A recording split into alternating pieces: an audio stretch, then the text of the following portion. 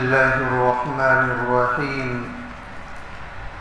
الحمد لله وكفى وسلام على عباده الذين اصطفى.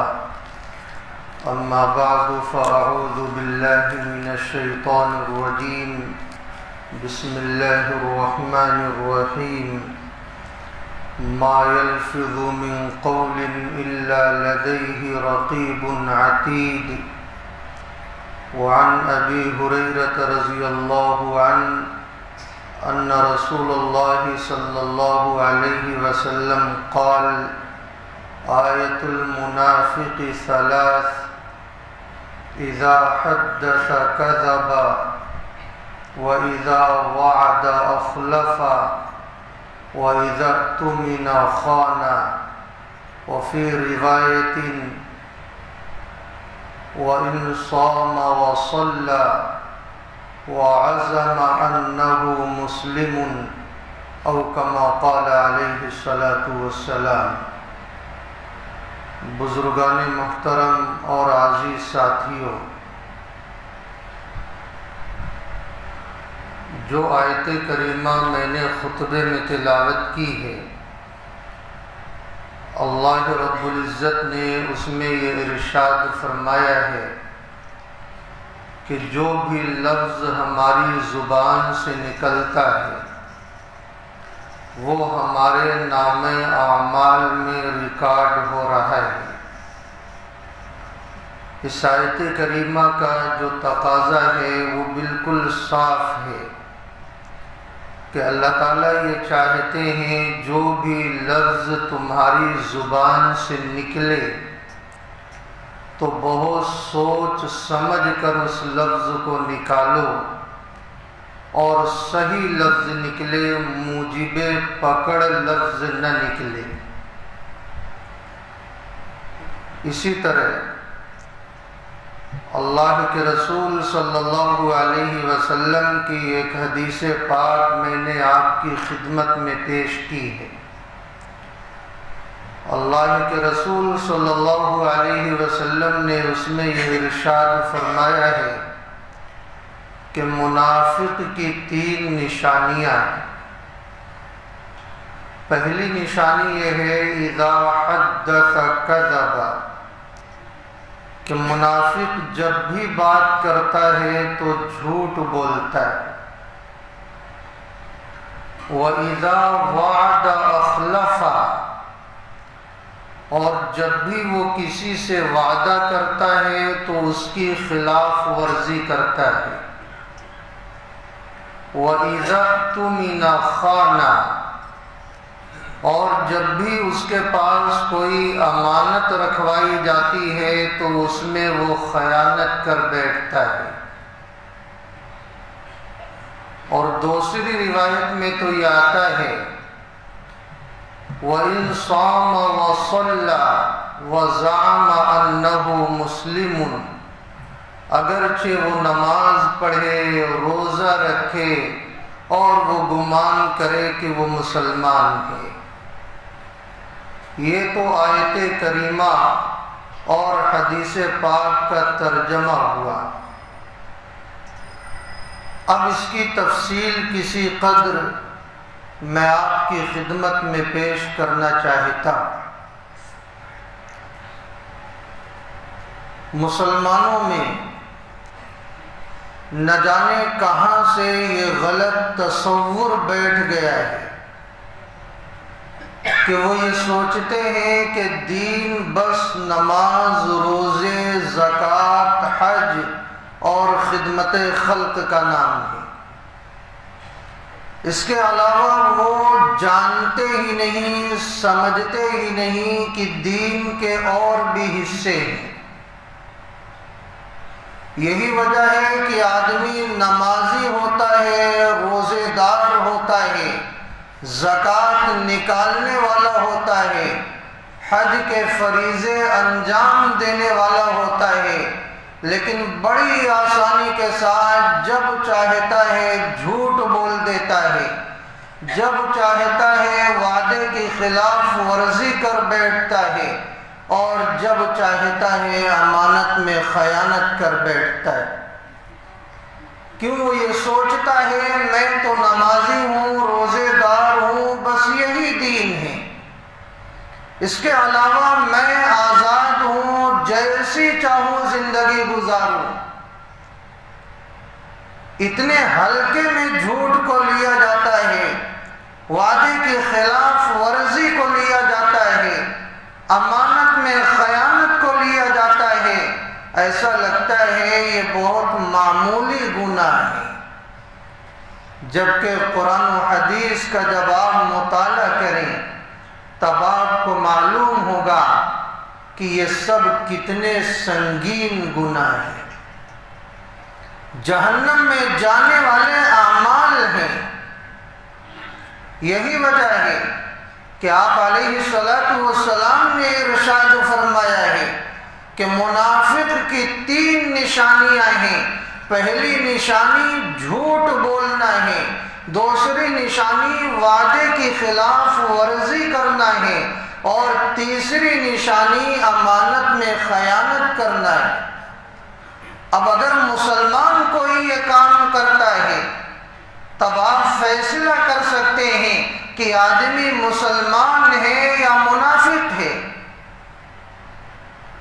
اسی لیے اللہ کے رسول صلی اللہ علیہ وسلم نے دوسری روایت میں ارشاد فرمایا ہے وَإِن صَامَ وَصَلَّى وَزَعَمَ أَنَّهُ مُسْلِمٌ، کہ اگرچہ وہ روزہ رکھے، نماز پڑھے اور وہ یہ گمان کرے کہ وہ مسلمان ہے، لیکن اگر وہ جھوٹ بولتا ہے، وعدے کی خلاف ورزی کرتا ہے، امانت میں خیانت کرتا ہے، تو وہ انسان ایسا ہے کہ اپنے آپ کو مسلمان کہلانے کا مستحق نہیں ہے۔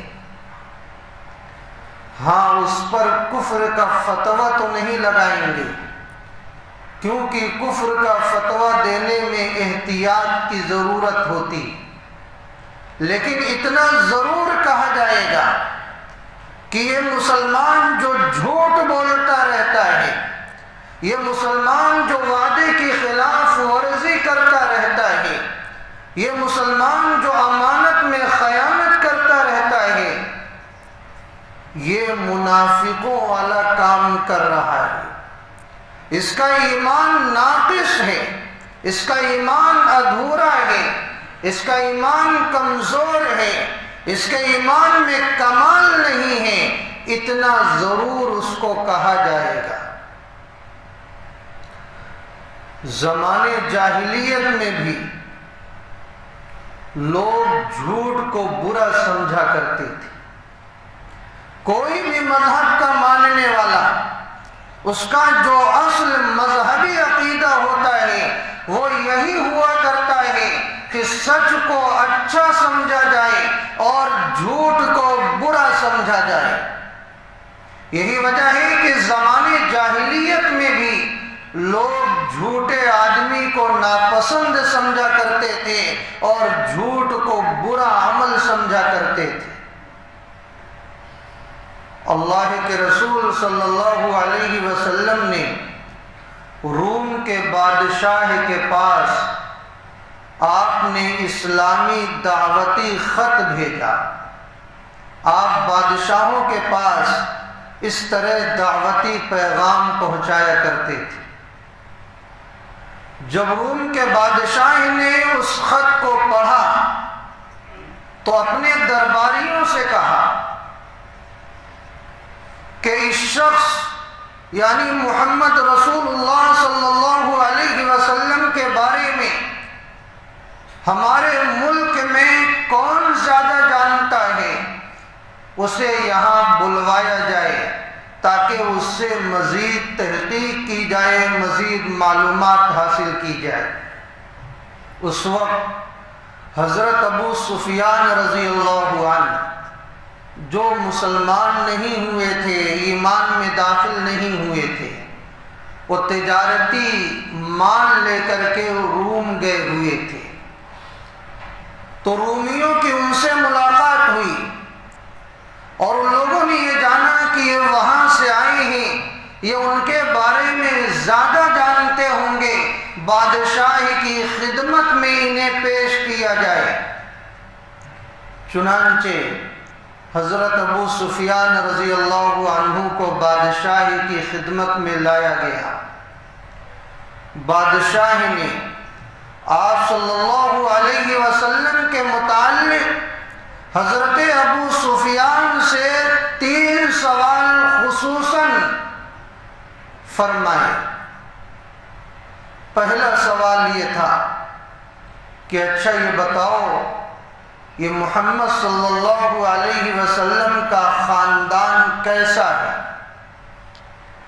تو حضرت ابو سفیان رضی اللہ عنہ نے یہ جواب دیا کہ ان کا خاندان بہت اونچا ہے، وہ اعلیٰ خاندان سے تعلق رکھتے ہیں اور اس خاندان کی شرافت لوگوں کے درمیان مشہور ہے۔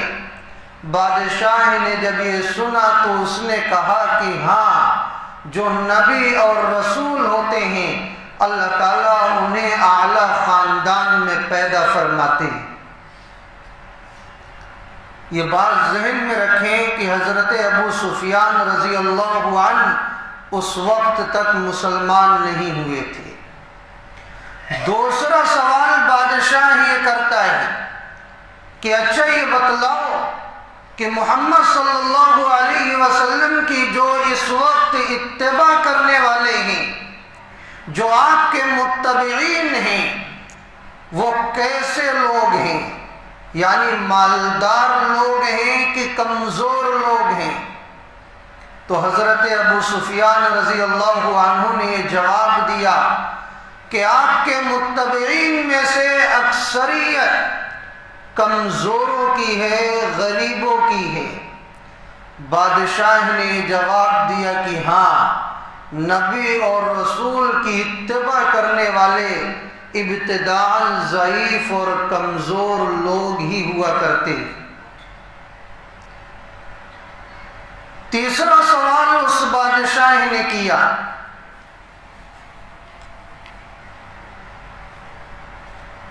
تو دوسرا جو سوال ہے وہ یہ کیا کہ اچھا یہ بتلاؤ کہ ضعیف ہیں یا مالدار ہیں؟ تو یہ جواب دیا گیا کہ وہ ضعیف ہیں۔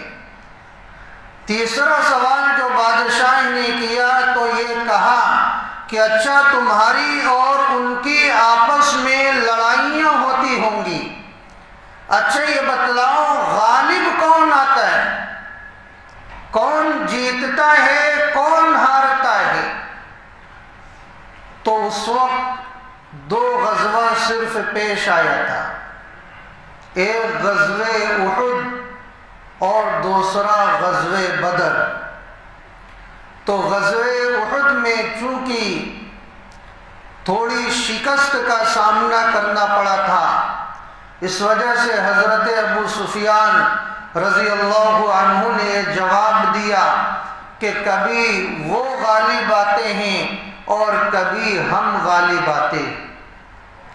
تو جتنے بھی سوالات بادشاہ کی طرف سے آئے اور حضرت ابو سفیان رضی اللہ عنہ نے جتنے بھی جوابات دیے ہیں وہ سب آپ صلی اللہ علیہ وسلم کے حق میں، آپ کی تصدیق میں وہ جواب جاتا ہوا نظر آیا۔ حضرت ابو سفیان رضی اللہ عنہ جب اسلام میں داخل ہو گئے تو انہوں نے بعد میں یہ بیان کیا کہ روم کے بادشاہ نے جتنے سوالات مجھ سے کیے تھے، میرے دل کی یہ تمنا تھی کہ میں ایسا جواب اسے دوں تاکہ آپ صلی اللہ علیہ وسلم کے تعلق سے اس کے دل و دماغ میں غلط تاثر پیدا ہو سکے، لیکن اس کے سوالات ایسے ہوتے تھے کہ میرے ضمیر نے گوارا نہ کیا کہ جیسے سوالات ہیں تو میں جوابات غلط دے سکوں، جو جوابات جیسے ہوتے تھے میں وہی جواب دیتا تھا اور وہ جواب آپ علیہ السلام کے حق میں چلا جاتا تھا۔ تو آپ نے دیکھا کہ حضرت ابو سفیان اس وقت تک مسلمان نہیں ہوئے تھے، لیکن جھوٹ بولنا یہ گوارا نہیں تھا، جبکہ اس وقت آپ علیہ السلام کی عظمت ان کے دل کی یہ تمنا تھی کہ ایسی بات کی جائے کہ آپ کے تعلق سے غلط تاثر پیدا ہو، لیکن پھر بھی وہ جھوٹ نہ بول سکے، اور آپ علیہ السلام کے حق میں ان کا جواب جاتا رہا۔ تو جھوٹ ایک ایسی شے ہے، ایسا عمل ہے جسے زمانے جاہلیت میں بھی برا سمجھا جاتا رہا ہے۔ آج ہمارے درمیان جو بالکل صریح جھوٹ ہے وہ تو ہر کوئی جانتا ہے، اور آدمی یہ سمجھتا ہے کہ فلاں آدمی جھوٹ بول رہا ہے، لیکن کچھ ایسے جھوٹ کا رواج پیدا ہو گیا ہے کہ آدمی جھوٹ بولتا جاتا ہے اور خود ہی یہ فتویٰ دے دیا ہے، اس کے ضمیر نے یہ فتویٰ دے دیا ہے کہ یہ جھوٹ بولنا جائز ہے، اور اسے وہ برا سمجھتا ہی نہیں۔ اس موقع پر اچھی طرح یہ سمجھ لیں کہ ایک ہے گناہ کرنا، یہ تو برا عمل ہے ہی، اور دوسرا یہ ہے کہ گناہ کو برا نہ سمجھنا، گناہ نہ سمجھنا، یہ دوسرا جرم ہے۔ ایک آدمی جھوٹ بولے لیکن اس جھوٹ بولنے کو برا سمجھے تو جھوٹ بولنے والا یہ گنہگار تو ہے، لیکن یہ اتنا بڑا مجرم نہیں ہے جتنا بڑا مجرم وہ شخص ہے جو جھوٹ بھی بولتا ہے اور اس جھوٹ بولنے کو برا نہیں سمجھتا ہے اور اسے گناہ ہی نہیں سمجھتا ہے۔ یہ دوہرا جرم ہے۔ انہی میں سے ایک جھوٹا میڈیکل سرٹیفکیٹ بھی ہے کہ ایک آدمی کہیں نوکری کر رہا ہے، 1 مہینے کی چھٹی لے کر آیا، چھٹی کا وقت پورا ہو گیا، اب یہ جانتا ہے کہ اگر میں اور زیادہ چھٹی مانگوں گا تو مجھے چھٹی نہیں ملے گی، اور رہنے کی تمنا ہے، دل چاہتا ہے کہ تھوڑا سا اور وقت میں یہاں گزار لوں۔ اب اس کے دل میں یہ بات آتی ہے کہ میں جھوٹا میڈیکل سرٹیفکیٹ بنواؤں اور اسے یہ کہوں کہ میں بیمار ہو گیا ہوں اور ایسی بیماری مجھے لاحق ہو گئی ہے کہ اس وقت میں سفر کرنے کے لائق نہیں ہوں، تاکہ یہ جھوٹا میڈیکل سرٹیفکیٹ پیش کر کے سامنے والے کو مطمئن کر سکے اور یہ اپنی مراد پوری کر سکے۔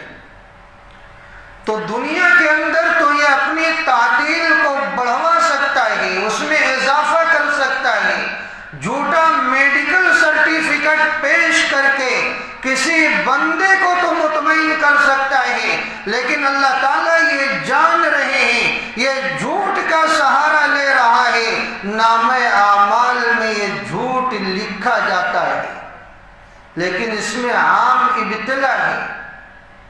میڈیکل سرٹیفکیٹ بنانے والے بھی اسے برا نہیں سمجھتے اور بنوانے والا بھی اسے جھوٹ نہیں سمجھتا، اس میں ہر کوئی مبتلا ہے۔ تو یہ دوہرا جرم ہے، ایک تو جھوٹ بولنا، دھوکہ دینا، اور دوسرے اس جھوٹ کو برا نہ سمجھنا، بالکل ہلکا سمجھنا اور اسے گناہ تصور نہ کرنا۔ اسی طرح کیریکٹر سرٹیفکیٹ ہے کہ ایک آدمی کے تعلق سے اس کا اخلاق کیسا ہے، کردار کیسا ہے، کیریکٹر کے بارے میں آپ ناواقف ہیں، لیکن وہ آپ کے پاس آتا ہے اور یہ کہتا ہے میں آپ کو اتنا پیسہ دوں گا، آپ میرے کیریکٹر کی صفائی دے دیجئے، تصدیق کر دیجئے کہ آدمی بڑا اچھا ہے، اور کیریکٹر سرٹیفکیٹ حاصل کر لی جاتی ہے، اور دینے والے کو بھی معلوم نہیں ہوتا کہ واقعتاً یہ آدمی کیسا ہے کیسا نہیں ہے، بس پیسہ لے کر کیریکٹر سرٹیفکیٹ اسے دے دی جاتی ہے۔ یہ بھی جھوٹ میں شامل ہے۔ آدمی کے اخلاق اور کردار کا پتہ کیسے چلتا ہے؟ خاص طور پر جب آدمی کسی کے ساتھ کوئی معاملہ کرتا ہے، لین دین کرتا ہے، تب پتہ چلتا ہے یہ آدمی کردار کا کیسا ہے، معاملات کا کیسا ہے۔ یا کسی آدمی کے ساتھ کوئی سفر کرتا ہے، تب پتہ چلتا ہے یہ آدمی اخلاق کا کیسا ہے۔ اس لیے کہ ساری چیزیں ان دونوں وقتوں میں کھل کر کے سامنے آ جاتی۔ آج آدمی جب معاملہ نہیں کرتا تو آدمی یہ کہتا ہے کہ بھائی فلاں شخص نمازی ہے، بڑا اچھا آدمی ہے، لیکن جب معاملہ کرتا ہے تو وہی آدمی یہ کہتا ہے کہ فلاں آدمی گرچہ نمازی ہے لیکن کبھی اسے پیسہ نہیں دینا، قرض نہیں دینا، معاملات میں بڑا کچا ہے۔ تو آدمی کے صحیح ہونے کا پتہ اسی وقت صحیح معنوں میں چل پاتا ہے جب معاملات اس کے ساتھ کیا جائے۔ نماز پڑھنا آسان ہے لیکن معاملات کی صفائی بڑی مشکل ترین چیز ہے۔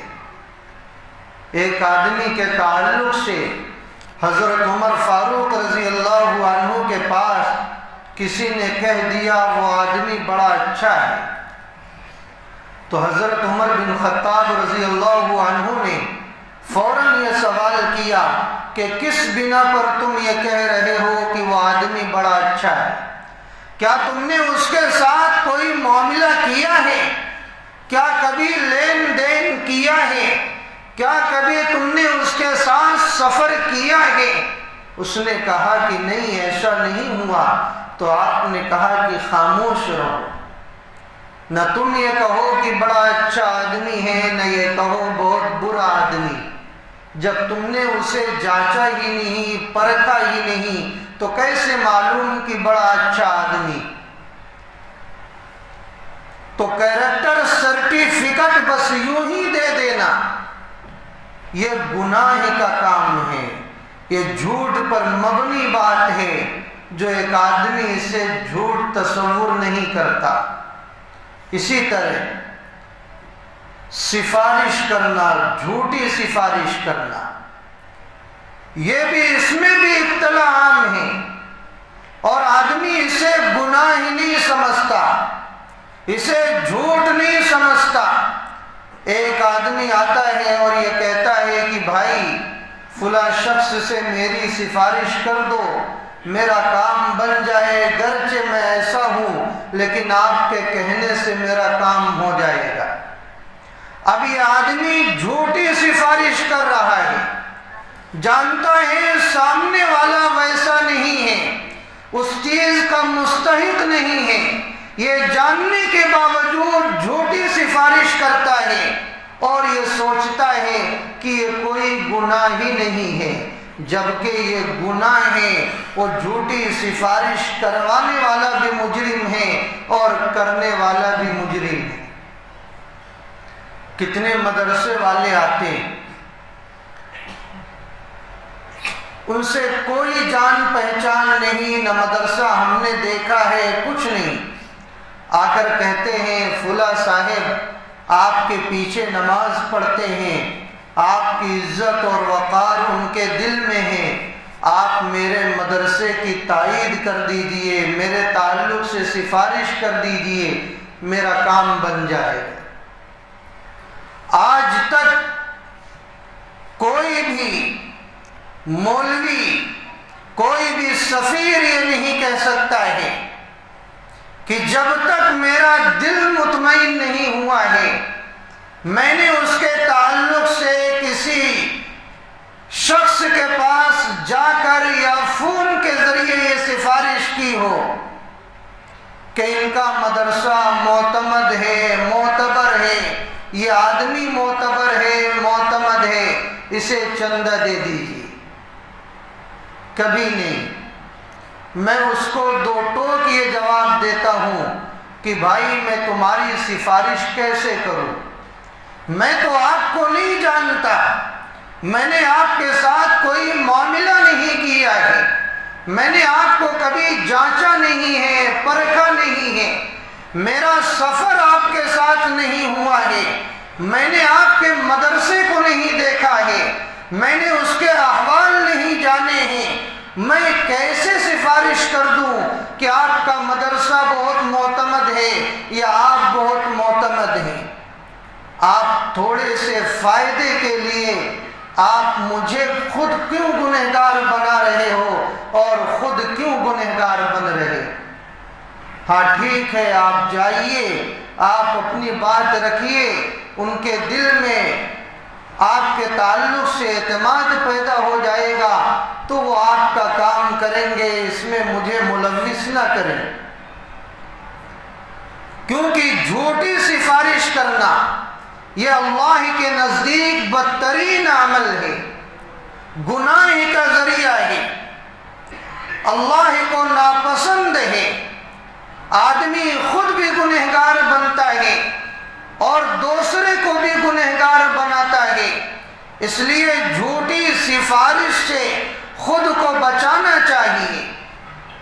اسی طرح جھوٹے مقدمات ہیں، آدمی کو کسی سے نفرت ہو گئی، آپس میں اختلاف ہو گیا، جھگڑا لڑائی ہو گئی، ایک آدمی گیا اس کے اوپر مقدمہ کر دیا۔ اب مقدمہ کرنے میں جو بات صحیح تھی صرف اسی کو نہیں لکھوایا، بلکہ اپنی طرف سے نہ جانے کیسی کیسی مصنوعی باتیں گھڑ کر کے اس کے خلاف لکھوایا ہے، اور یہ سمجھتا ہے کہ اس نے کوئی گناہ ہی نہیں کیا۔ یہ بھی جھوٹ میں داخل ہے، جتنی بات سچ ہے اتنا ہی لکھوانے کا حکم ہے۔ پھر پلٹ کر یہ شخص بھی اس کے خلاف مقدمہ کرتا ہے اور نہ جانے کیسی کیسی جھوٹی باتیں اس کے تعلق سے لکھواتا ہے، اور یہ دونوں اللہ کی نگاہ میں مجرم بنتے ہیں اور ایک دوسرے کے تعلق سے نازیبا جھوٹ پر مبنی باتیں وہاں لکھواتے ہیں، اور یہ دونوں سوچتے ہیں ہم بڑا اچھا کام کر رہے ہیں۔ مقصد کیا ہے؟ ایک دوسرے کو زیر کیا جائے، ایک دوسرے کو ذلیل کیا جائے، ایک دوسرے پر فتح حاصل کی جائے، لیکن اس راستے کے ذریعے وہ اپنے آپ کو اللہ کا مجرم بناتے ہیں، گنہگار بناتے ہیں۔ اور عدالتوں میں تو بس الامان الحفیظ اتنے جھوٹ بولے جاتے ہیں جس کا تصور بھی ہم نہیں کر سکتے، اور اسے گناہ ہی نہیں سمجھا جاتا۔ عدالتوں میں تو جھوٹ اتنا زیادہ ہے کہ یہ مثل مشہور ہو گئی کہ ایک دوسرے سے یہ کہا جاتا ہے کہ بھائی سچ سچ بولو، یہ کوئی عدالت تھوڑی۔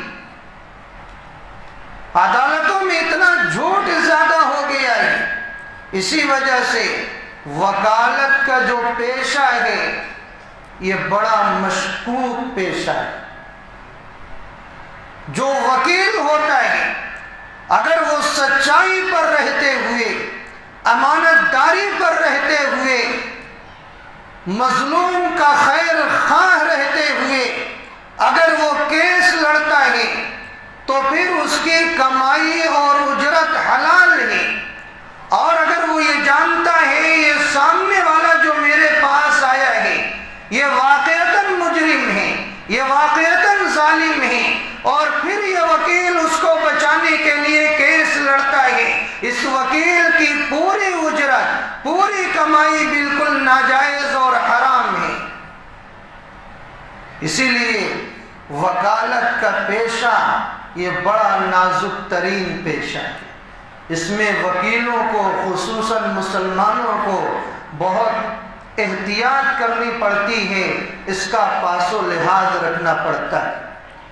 تو جھوٹ ہے وہ کہیں بھی ہو، ہاں مظلوم کو بچانے کے لیے ظالم سے اس کو آزاد کرانے کے لیے اگر کوئی وکیل جھوٹ کا سہارا لیتا ہے تو یہ جائز ہے، لیکن پتہ چل جائے کہ یہی مجرم ہے اور پھر اس کو بچانے کے لیے جھوٹ کا سہارا لیا جاتا ہے تو یہ بالکل حرام ہے، ناجائز ہے، شریعت میں اس کی کوئی گنجائش نہیں۔ تو جھوٹے مقدمات اس کو بھی گناہ کا ذریعہ سمجھا جائے، ایک دوسرے کے خلاف الزام تراشی اسے بھی گناہ کا ذریعہ سمجھا جائے، جسے آج جھوٹ نہیں سمجھا جا رہا ہے۔ اسی طرح آدمی اپنے سامان کو بیچتا ہے، فروخت کرتا ہے اور جھوٹ بول بول کر فروخت کرتا ہے، اور اس کے دماغ میں یہ بات نہیں آتی کہ یہ بھی جھوٹ ہے۔ خریدا ہے 100 روپے میں اور چلا چلا کر پکار پکار کر جھوٹ بولتا ہے کہ بھائی اس کا خریدی ریٹ تو 150 روپے میں ہے اور میں آپ کو کیسے 150 روپے میں تمہیں یہ سامان دے دوں۔ سامنے والا تو اس سے خریدی بھاؤ پوچھا نہیں، لیکن یہ بیچنے کے لیے جھوٹ کا سہارا لیتا ہے تاکہ سامنے والا مجھے اچھا نفع دے اور یہ سامان خرید کر لے جائے۔ تو تجارت میں بھی جھوٹ بولنا جھوٹ ہے، گناہ کا ذریعہ ہے، اسی لیے احتیاط کرنی چاہیے۔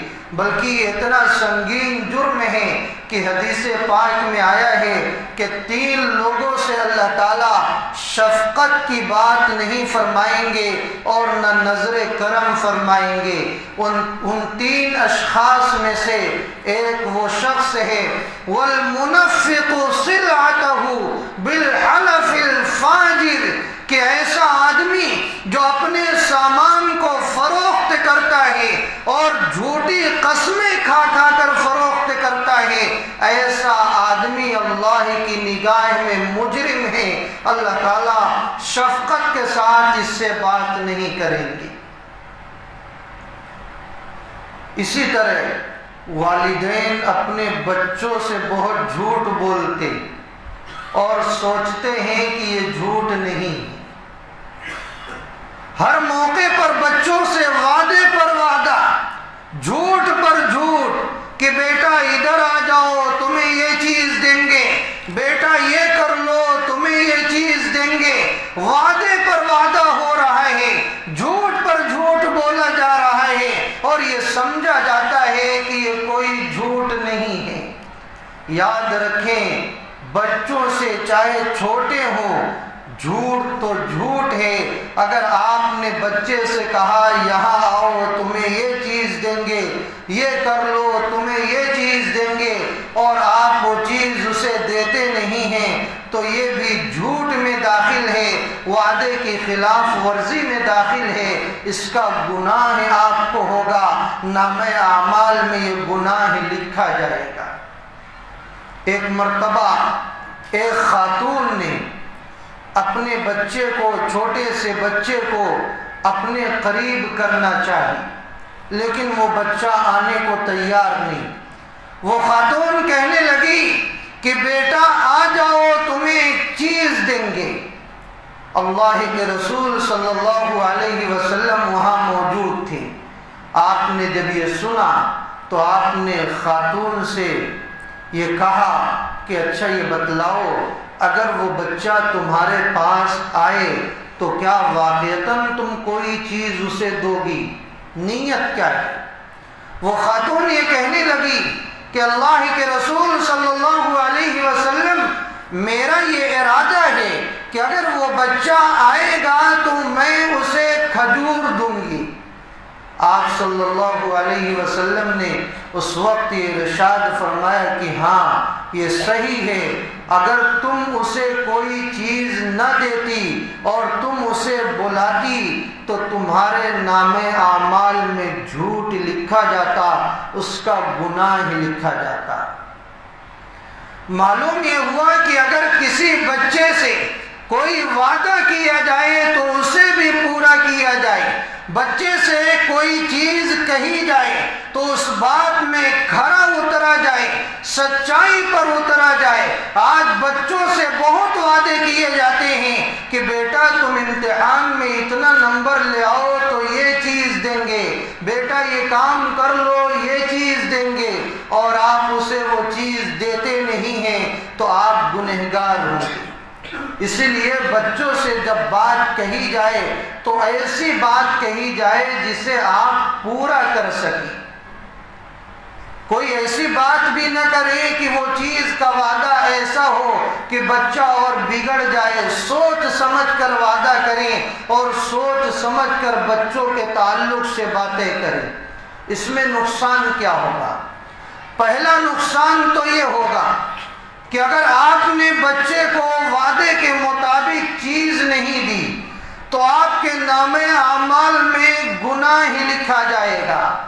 دوسرا نقصان یہ ہوگا کہ بچے کے دل و دماغ میں جھوٹ اور وعدے کی خلاف ورزی کی جو سنگینی ہونی چاہیے وہ سنگینی ختم ہو جائے گی۔ بچہ یہ سوچے گا یہ کوئی جرم نہیں ہے۔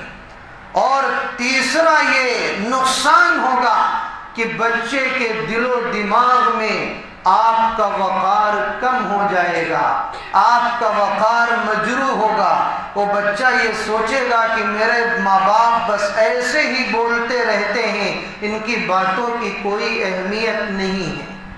اسی لیے آپ اگر خود کو گناہ سے بچانا چاہتے ہیں، بچوں کے دل و دماغ میں جھوٹ کی سنگینی کو پیدا کرنا چاہتے ہیں اور بچوں کے دل و دماغ میں اپنے وقار کو باقی رکھنا چاہتے ہیں تو بچوں سے جو وعدہ کریں اسے پورا کرنے کی کوشش کریں۔ تو اسے بھی گناہ نہیں سمجھا جاتا۔ اسی طرح مذاق میں جھوٹ بولنے کو گناہ نہیں سمجھا جاتا۔ ہم یہ سوچتے ہیں مذاق میں بس ہنسی آنی چاہیے، سامنے بیٹھنے والے جو افراد ہیں بس وہ کھلکھلا کر میری باتوں پر ہنس پڑے، چاہے میں اپنی باتوں میں نہ جانے کتنے جھوٹ کا سہارا کیوں نہ لے لوں، بس ہنسی آنی چاہیے۔ ہمارا یہ مزاج بن گیا ہے کہ مذاق میں جھوٹ جائز ہے۔ میں نے پہلے ہی عرض کیا کہ گناہ کرنا یہ الگ جرم ہے اور گناہ کو گناہ نہ سمجھنا یہ الگ جرم ہے۔ مذاق میں انسان جو جھوٹ بولتا ہے اسے گناہ ہی نہیں سمجھتا ہے، یہ دوہرا جرم ہے۔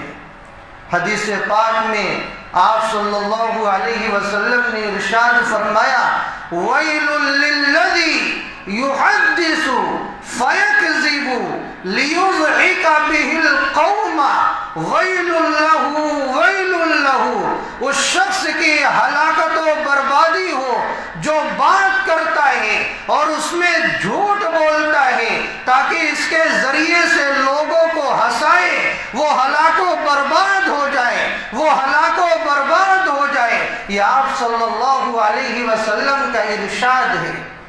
کتنا بڑا جرم ہے مذاق میں جھوٹ بولنا۔ آپ صلی اللہ علیہ وسلم نے بھی مذاق کیا ہے، آپ بھی خوش طبعی فرماتے تھے، لیکن آپ مذاق میں جھوٹ نہیں بولا کرتے تھے۔ آپ ایسا مذاق فرمایا کرتے تھے جو سچ بھی ہوتا تھا اور ہنسی بھی آ جایا کرتی تھی۔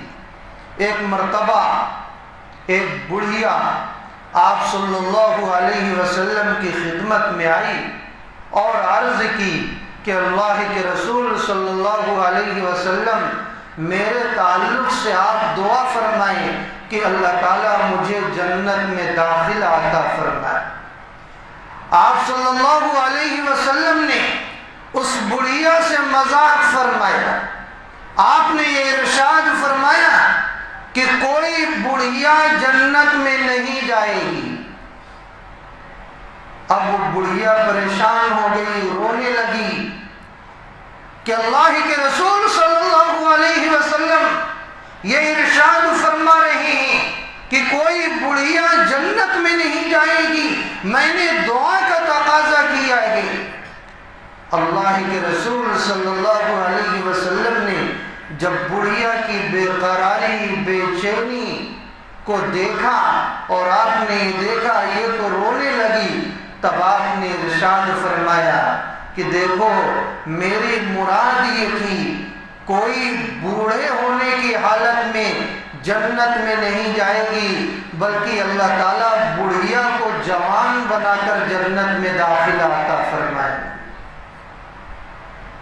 اب اس بڑھیا کو ہنسی آئی اور خوش ہو گئی۔ اسی طرح ایک دیہاتی آئی اور عرض کیا کہ اللہ کے رسول صلی اللہ علیہ وسلم مجھے ایک اونٹنی چاہیے۔ آپ علیہ السلام نے ارشاد فرمایا کہ میں تمہیں اونٹنی کا بچہ دوں گا۔ وہ صحابی عرض کرنے لگے کہ اللہ کے رسول صلی اللہ علیہ وسلم مجھے تو سواری کے لیے کام لینا ہے، میں اونٹنی کا بچہ کیا کروں گا؟ تو آپ علیہ السلام مسکرائے، آپ نے ارشاد فرمایا جو بھی اونٹنی یا اونٹ میں تجھے دوں گا وہ اونٹنی کا بچہ ہی ہوگا۔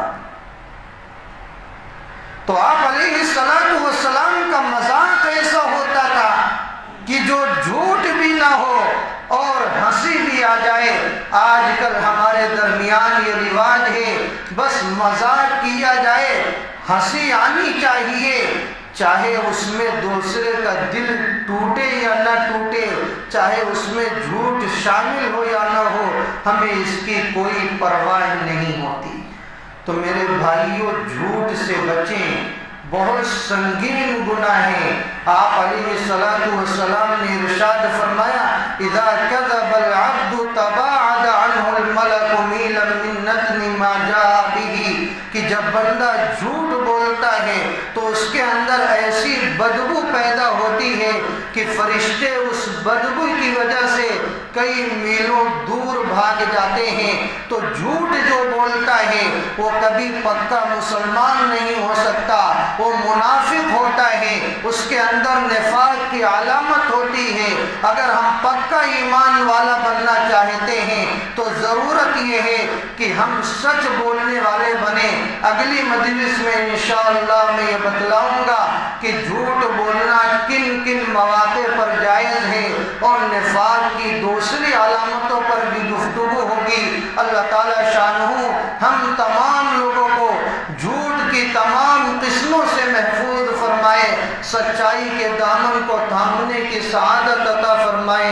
آمین وآخر دعوانا ان الحمد للہ رب العالمین۔